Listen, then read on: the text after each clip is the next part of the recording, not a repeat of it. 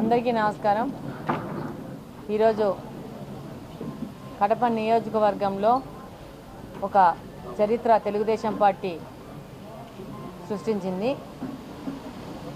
కడప నియోజకవర్గం కాంగ్రెస్కి వైసీపీకి వాళ్ళ అడ్డా అనేసి విర్రవేగుతున్న వాళ్ళకి కాదు, తెలుగుదేశం పార్టీకి ఇక్కడ కార్యకర్తలు ఉన్నారు, తెలుగుదేశం పార్టీలో నాయకులు ఉన్నారు అని ఈ 2024 ఎన్నికల్లో తెలుగుదేశం పార్టీని గెలిపించిన ప్రతి ఒక్కరికి పేరు పేరున ధన్యవాదాలు తెలుపుకుంటున్నాను।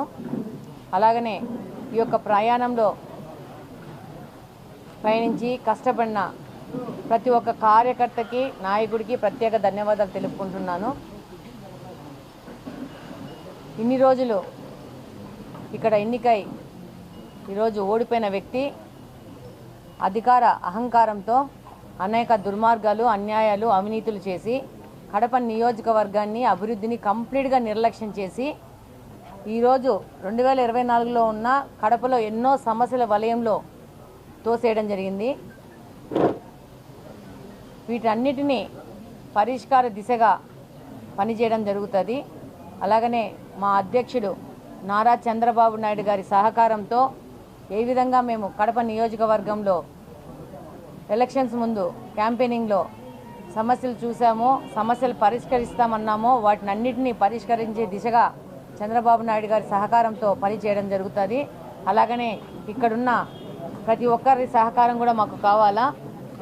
ఈరోజు పోలీస్ కానీ, రెవెన్యూ శాఖ కానీ, అలాగే ఎలక్ట్రిసిటీ డిపార్ట్మెంట్ కానీ, అలాగే ఇరిగేషన్ కానీ ప్రతి ఒక్క డిపార్ట్మెంట్లోని అధికారులను కూడా అదేవిధంగా విజ్ఞప్తి చేసుకుంటున్నాము। మనము కడప నియోజకవర్గ అభివృద్ధి కోసము ఈరోజు నుంచి పాటుపడదాము, ఇక్కడున్న సమస్యల నిర్మూలన దిశగా పనిచేద్దామని ప్రతి ఒక్కరికి విన్నవించుకుంటున్నాను। అలాగనే ఈ 5 సంవత్సరాల్లో వైసీపీ ప్రభుత్వ హయాంలో ఎమ్మెల్యే గారికి వారి అవినీతికి సహకరించిన అధికారులకు కూడా చెప్తున్నాను, మీరు ఆ పద్ధతులన్నీ మార్చుకొని కడప నియోజకవర్గ అభివృద్ధి దృష్టితో పనిచేయాలని మీకు అందరికీ విజ్ఞప్తి చేసుకుంటున్నాను। ఇన్ని రోజులు జరిగింది ఒక ఎత్తు, ఇప్పటి నుంచి జరిగేది ఒక ఎత్తు అని తెలియజేసుకుంటున్నాను। ఏ విధమైన అభివృద్ధికి మీరు నిరోధకంగా మారినా కూడా కఠిన చర్యలు ఉంటాయని తెలియజేసుకుంటున్నాను। అలాగనే ఈ ఎలక్షన్లో తెలుగుదేశం పార్టీలో ఉండి తెలుగుదేశం పార్టీకి వ్యతిరేకంగా పనిచేసిన వాళ్ళ మీద కూడా తప్పకుండా చర్యలు తీసుకోవడం జరుగుతుంది। అలాగనే తెలుగుదేశం పార్టీ విజయానికి కృషి చేసిన ప్రతి ఒక్క కార్యకర్తకి, ప్రతి ఒక్క నాయకుడికి, ప్రతి ఒక్క వ్యక్తికి న్యాయం చేసే విధంగా పనిచేస్తామని తెలియజేస్తున్నాను। దాదాపు 9 నెలల నుంచి నాతో తిరిగి ఎండనక రాత్రనక ఒక్కొక్క రోజు మేము 10-11 గంటలు కూడా అన్నం తినకుండా తిరగడం జరిగింది। నాతో పాటు ఉన్న వాళ్ళందరినీ దగ్గర తీసుకొని వాళ్ళందరి సహకారంతో ముందుకెళ్ళడం జరుగుతుంది, ఎవరిని నిర్లక్ష్యం చేయడం జరగదు। అలాగనే తెలుగుదేశం పార్టీలో ఉంటూ స్తబ్దతగా ఉన్న పెద్దవాళ్ళను కూడా మళ్ళా వెళ్ళి కలుస్తాము, నియోజకవర్గ అభివృద్ధిలో వాళ్ళ యొక్క తోడ్పాటు కూడా కావాలని చెప్పి మళ్ళీ ఒకసారి విజ్ఞప్తి చేసుకుంటాను। అందరి సహకారం కావాలా, ఇది చిన్న పని కాదు, చాలా పెద్ద ధ్యేయంతో ముందుకు పోతున్నాము। ఈ ధ్యేయాన్ని మనమందరం కలిసి చెయ్యి కలిపి ముందుకెళ్తేనే సాధ్యము। కాబట్టి ప్రతి ఒక్కరి సహకారంతో ముందుకు పోతానని మీ అందరికీ ఈ సందర్భంగా తెలియజేసుకుంటున్నాను। తెలుగుదేశం పార్టీ నారా చంద్రబాబు నాయుడు గారు ఎలక్షన్స్లోకి వెళ్తూ చెప్పిన మన హామీలని ఆయన చెప్పిన విధంగా మొదటి సంతకము మెగా డిఎస్సి మీద పెట్టడం జరిగింది। అలాగనే ల్యాండ్ టైటిల్ యాక్ట్ని జీవోని రద్దు చేయడం జరిగింది।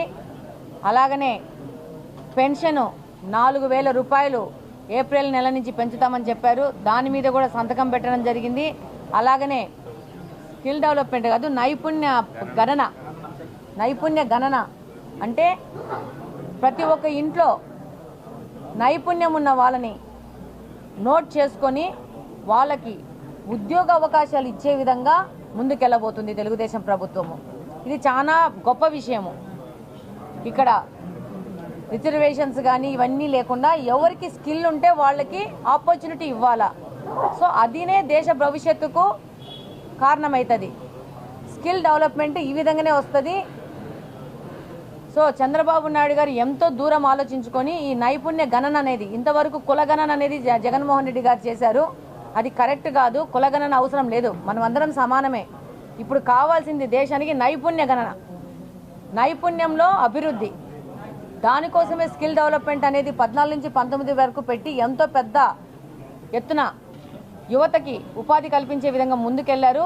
ఇప్పుడు 2024లో నైపుణ్య గణనాన్ని మొదలు పెట్టేసి ఇప్పుడు చదువుకున్న వాళ్ళకి, ఉద్యోగాలకు వెళ్ళే వాళ్ళకి వాళ్ళ నైపుణ్యాన్ని అభివృద్ధి చేసుకొని ముందుకొచ్చే విధంగా ఒక పాజిటివ్ మెథడ్లో ముందుకెళ్తున్నారు.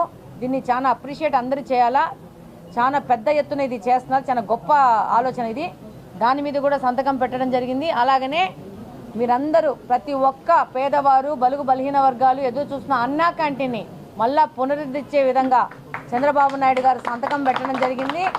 అతి త్వరలో మన కడప నియోజకవర్గంలో కూడా ఇంతకుముందు ఉన్న విధంగానే అన్నా క్యాంటీన్లు పెట్టడం జరుగుతుంది. ప్రజలకు అందుబాటులో తీసుకొచ్చి డైలీ వేజ్ పనులు, అంటే రోజు పనులకు వెళ్ళే వాళ్ళకి ఇంత వాళ్ళ కడుపు నిండే విధంగా అన్నం పెట్టే విధంగా తెలుగుదేశం పార్టీ ఎప్పుడూ ముందుంటుంది. ఇప్పుడు మళ్ళా ఈ 5 సంవత్సరాల్లో పేదలకు అందుబాటులో లేకుండా అన్నా క్యాంటీన్లను ఈ జగన్మోహన్ రెడ్డి గారు తీసేయడం జరిగింది.